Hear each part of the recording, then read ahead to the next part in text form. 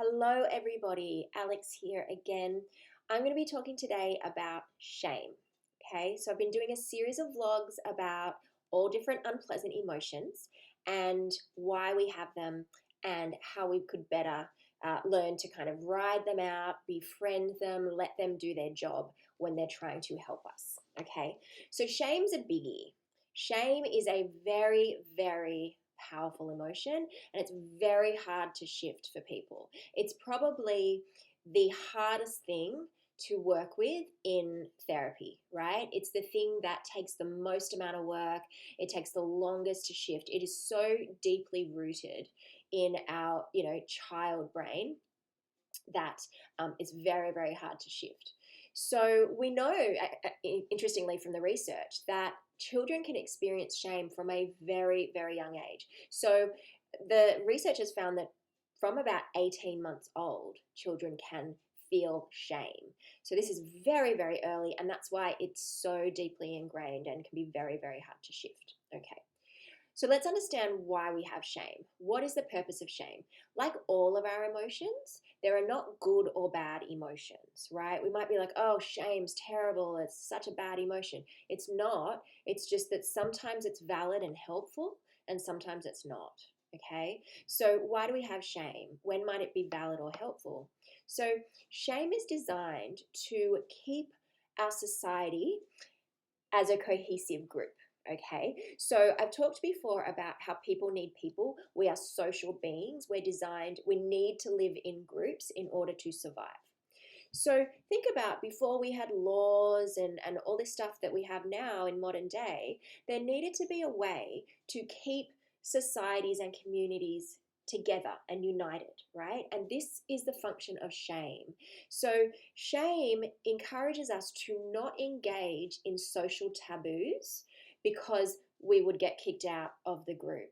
Okay, so you think about as far back as humans go, shame was designed that if you took somebody's husband or you killed somebody, shame was designed to make you feel really bad so that you don't do that stuff, right? Because the group's going to kick you out and you're going to die if you're on your own.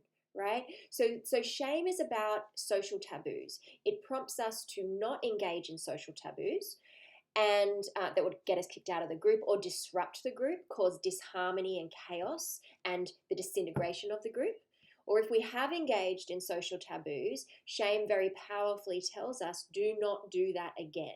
Change our behavior very drastically, repair what we've done if we can, and that might mean facing the punishment for a period of time and never do it again.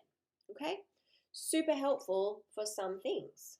But when I see people in counseling, when they show up with shame, it's not about stuff that they've done that is some sort of social taboo, or not usually anyways.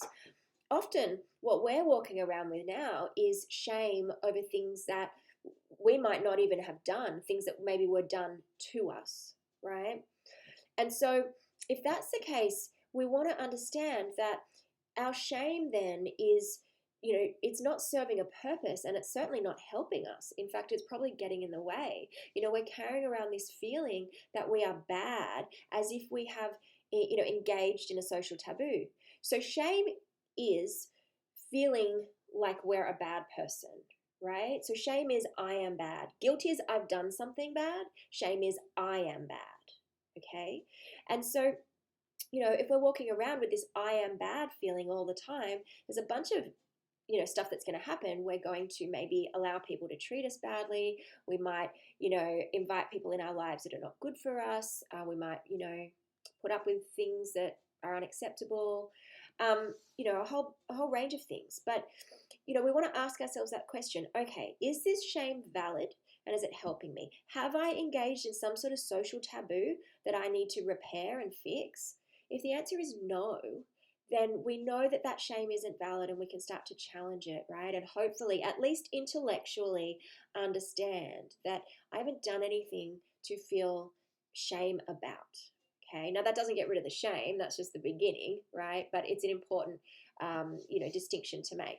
The other thing we want to do is that we want to understand what's underneath the shame. So shame is a secondary emotion, or in DBT therapy it is anyways. Some people might disagree, but we classify it in DBT as a secondary emotion, which means that there's always something underneath the shame. And it's going to be hurt, fear, sadness, or pain. Okay, one of those.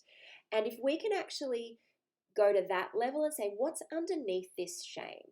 If we can identify that, and it might simply be hurt, or it might be a great deal of pain, when we can name that and work with that, right, the shame will actually start to take care of itself. Because if you deal with the primary emotion, the secondary emotion doesn't need to be there anymore. It goes away. So the way emotions work is that the primary emotion happens first, and then the secondary emotion is a reaction to the primary emotion. But often that happens so fast we don't even notice it. But if we can understand what's underneath that, then we can actually start to shift it. I often say it's like cutting off the tops of the weeds in the garden, right? If I'm only focusing on my secondary emotions, if I'm like, oh, it's just shame, shame, shame, that's good. I mean, it's important to work on. But unless you get in there and really understand what's feeding this, what is underneath this, when you can get in and get that whole root ball out, the shame takes care of itself. Okay, so something you might want to talk about with your therapist or with a trusted person, or you might want to journal about. If shame is a big deal for you, you might really want to ask yourself, what is the primary emotion underneath that shame? Hurt, fear, sadness, or pain? And what is that emotion trying to tell me? How can I bring maybe some healing, some kindness to that emotion rather than continuing to beat myself up because I feel like I'm a bad person? Okay, so we could talk for hours about shame, but I'm going to leave it there for now. I hope that's helpful. As always, thank you so much for watching, and I'll check you later. Bye-bye.